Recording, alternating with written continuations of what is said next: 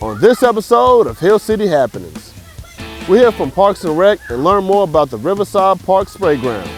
Also, we get a sneak peek at the upcoming Disc Golf World Championships. Coming up next.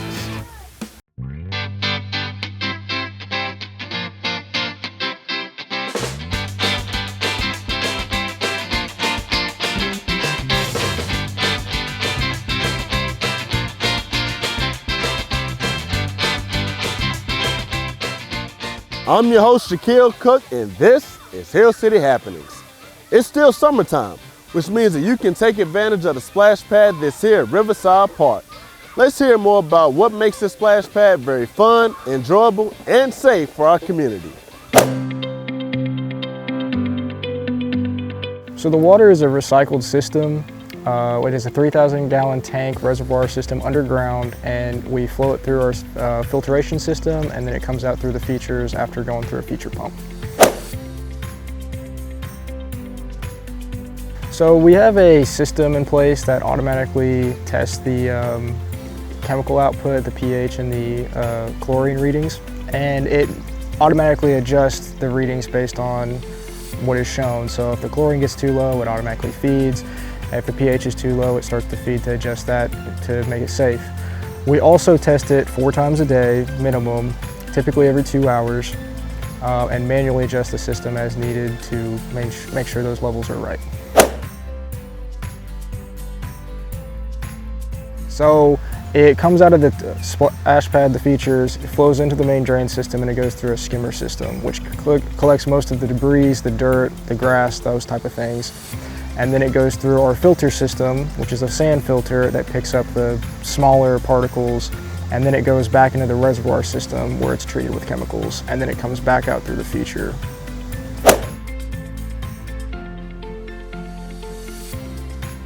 Again, we have staff come out here frequently to monitor the situation themselves. The staff that I have, if I'm not the one doing the test itself, report to me immediately, and then we shut it down on site. I come out and make adjustments if need be. The staff will make adjustments if need be, and we'll let the chemicals we add circulate, and then we will reopen. We also have a whiteboard installed that we make readings on. We publicly post the records, and if it is closed, we put that it is closed for maintenance. If it's going to be a long-term closure, we will put it on social media.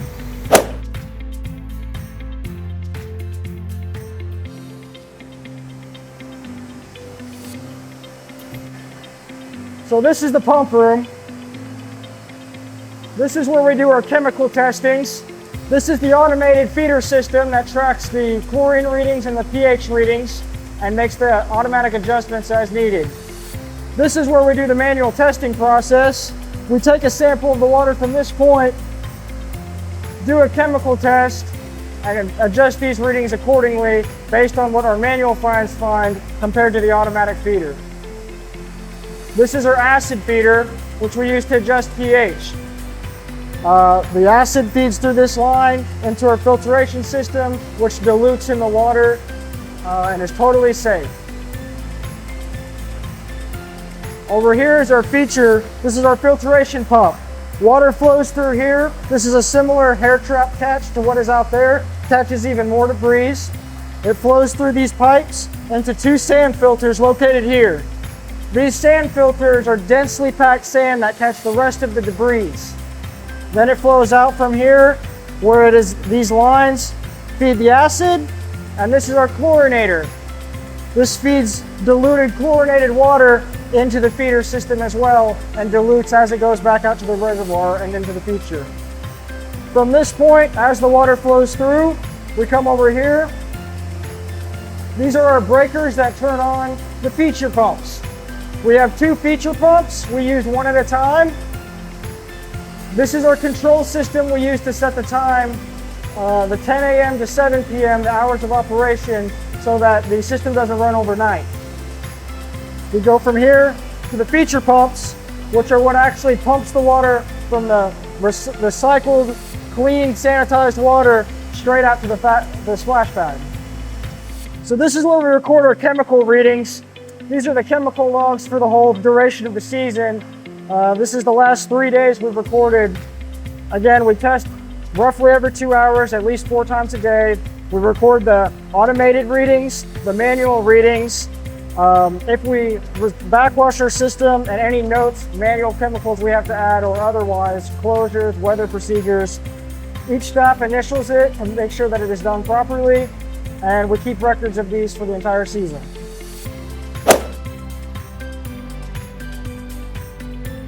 Basically, we've got our ring system that, jets will come out on all sides. There's like 6 or 7 holes inside, it'll spray. We've got a bucket system that'll dump the bucket, like it'll fill with water, dump the bucket out. We've got some popcorn jets that spray it from the ground in kind of like a funnel shape, kids can run through. And then all the pipelines, you have water that drips down there and, kids can run through, kind of like a little rain feature. That red fire hydrant, if you press that button, the water will come on for a 10-minute cycle. It'll flow continuously, and then if the water shuts off, you just press that button again and it comes back on. We do that to save power and water. So if no one's here, we're not just running water continuously. Splash pads are really helpful because, it gives people a free outlet to get and enjoy the water where they may not be able to go to the pool. There's no risk for drowning.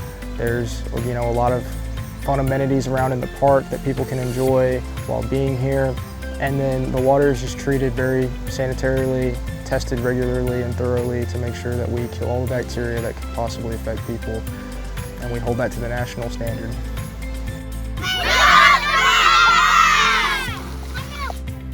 Did you hear the big news? This August, the Professional Disc Golf World Championships is coming here to Lynchburg. Let's get more details about the event and find out how you can participate. So it's coming up here. We're excited about it. It's August 21st through the 25th.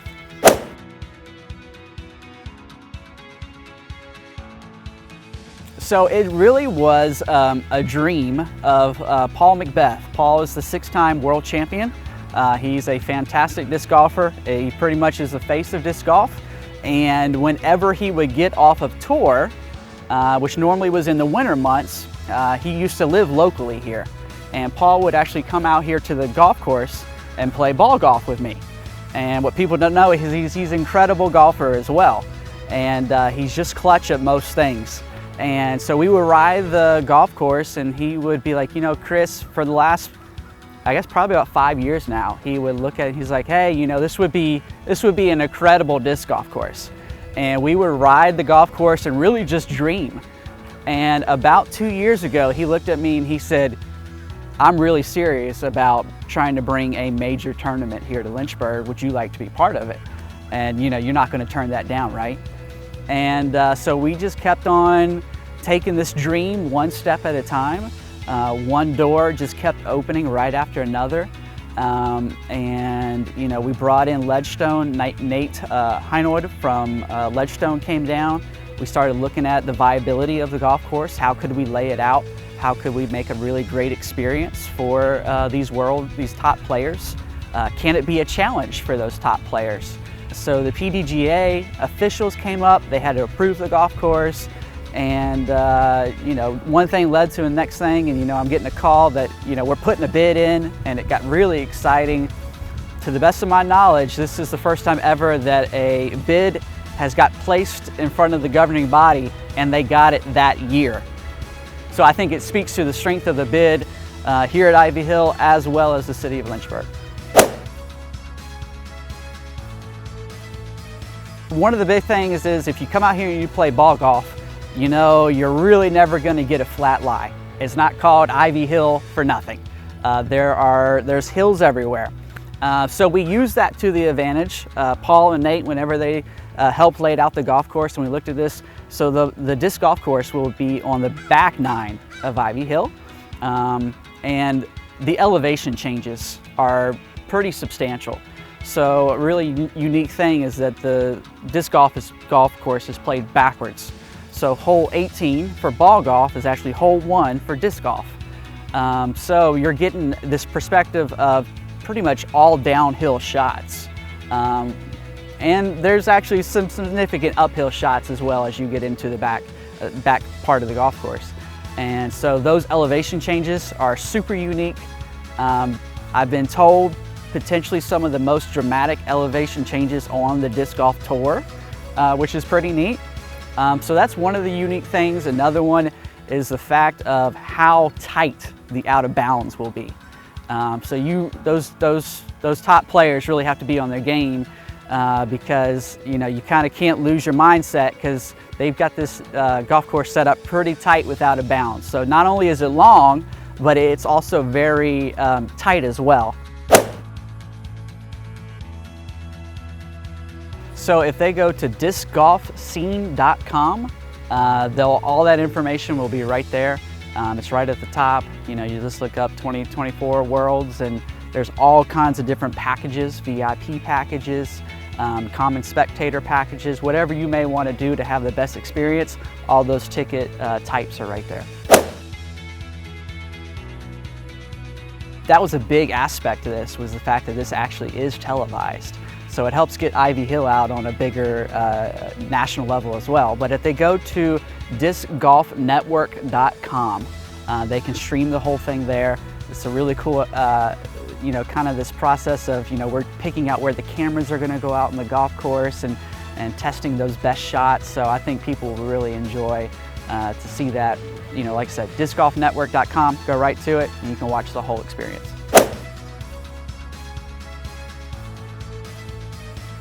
Back in 2019, when Lynchburg hosted the State Games of America, we were on the national stage.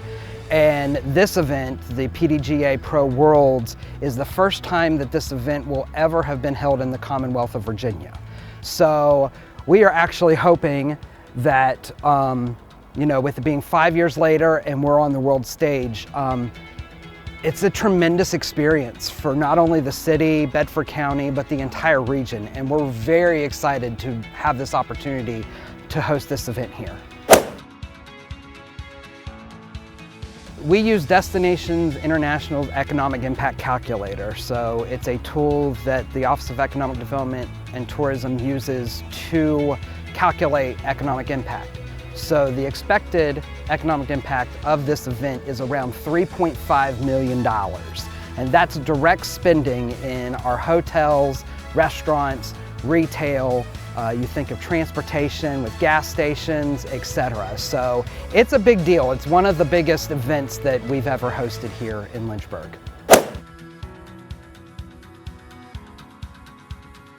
So we are hoping that the spectators see the natural beauty that is around us in Lynchburg and Central Virginia, and also see what kind of an eclectic, livable place that we are. Another goal in hosting this event is to capture repeat visitors. What happens with these types of events is that the spectators will end up coming back for future visitation and play the courses that the professionals have played on. And therefore then hopefully going out and doing something different than what they did from the last time they were here, or experience something new. Some of these spectators, and including the athletes, they're coming from all around the world. So we want to make sure that we are welcome and opening to these people to let them really get the true Lynchburg experience. Well, that wraps up this episode. Till next time, I'm your host, Shaquille Cook, and this is Hail City Happenings.